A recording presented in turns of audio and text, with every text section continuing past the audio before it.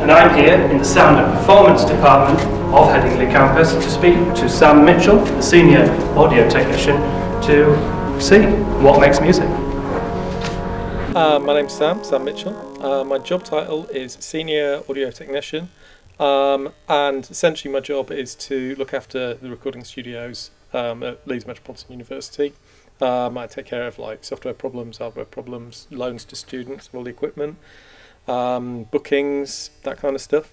I also do a certain amount of lab support in the music computing labs downstairs, so I'm a bit of a, I know lots of bits about lots of audio related matters, including microphones, computer software, that kind of thing.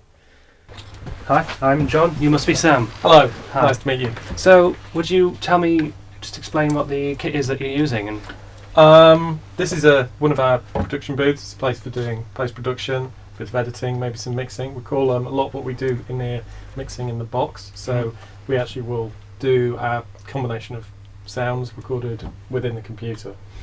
In addition to that, we can send out each individual sound through different faders on this mixing desk, or console, or mix board, whatever you choose to call it, and process it using the EQ section and by sending it with auxiliaries to the various devices in the room. I got into the job initially as a temp through a friend of a friend who found that the job was going, and was offered the job on the grounds that I had some studio experience from my previous role, which had been teaching music technology in a studio called Host in Chapeltown.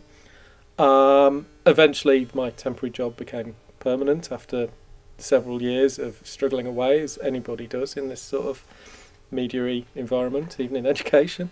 And I've been doing it for just over 3 years now. It can be repetitive. If you're lending the same equipment out day in, day out, that can become tiresome, but usually that's only a couple of days a week and there is plenty of time around that. The courses that we run are, we do 2 major ones and 1 small one. The larger ones are music production and music technology, I think they're called. I can't remember the exact ins and outs. One of them is more focused on computer as a musical instrument, whereas the other one is more focused on traditional sound engineering, dealing with rock and roll stuff, drums and guitars and that kind of thing. So they're both very similar and have shared modules. We also have a smaller course called Music Performance, where we teach them ensemble playing as small groups of musicians with, so we have lots of music tutors and teach them composition and that kind of thing. And what area would you like get to advice, get stuff to use in the studios. Would you talk us through some of that equipment?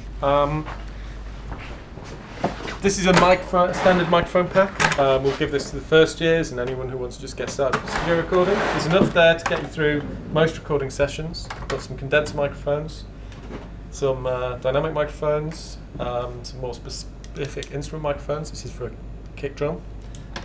Also, you get some headphones, some pop shields, very important. What seems to be a bit shoddy, and the iBox, and the various clips and so on. That should get you through pretty much any recording situation. However, as you get more specialised, we have more microphones out the back that we will issue to various students.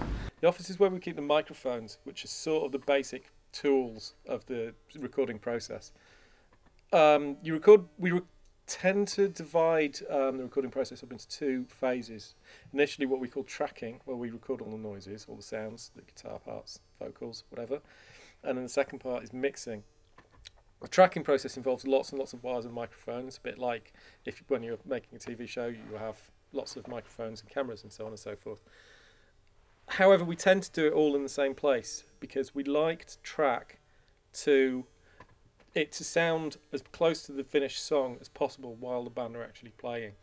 So we will tend to mix in the same control room we tracked in, though it is possible to move from one to the other. So the office is full of microphones. So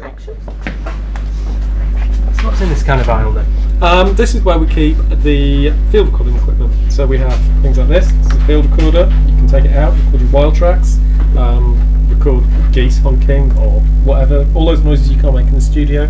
We sign these off for all kinds of strange wild animals, car chases, you name it. We also have some more specialised mics. For instance, this is an Audio Technica 2500, which is a dual capsule kick drum microphone. As you can see, we have 2 capsules here. Keeps the sound phase coherent, nice and chunky sounding. Very good for low-end instruments. We also have all the batteries and so on and so forth we use for using these field recorders. So where on earth do I start? You need to learn some chord shapes. So I would show you, if you hold down that string, the D string, D on the string? first fret, with your second finger on the first fret, just That one? that way, that way, and it's the next string down. That's that it. That's the right string. There, you're good. So like that, Mhm. and then another one there, and another one there. Nice. Yeah. Nice touch. I personally don't think the guitar. I don't think I'm cut out for the guitar. But thank you very much for trying to teach me. No problem. And thank you for today. It's been really interesting. Good. And Thank you for coming. was how to make music.